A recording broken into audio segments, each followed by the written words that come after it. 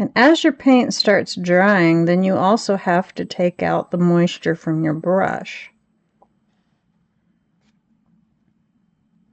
You can see right there, I ended up going over. Let's see if I can fix that.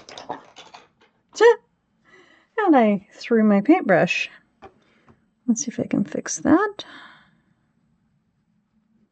So I got a little bit of water on my paintbrush, and I just dabbed it right there.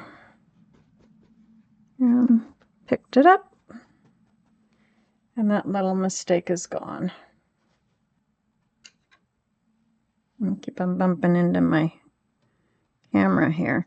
So when your paint starts drying, you don't want to create blooms, so then you take the water out of your brush by dabbing it on your paper towel so there's hardly any moisture content left in your brush, but there's still paint left in your brush. Then you can come back in here.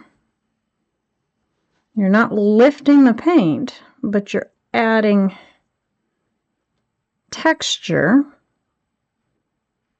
And I picked up a little bit of burnt sienna, so I'm adding texture and color.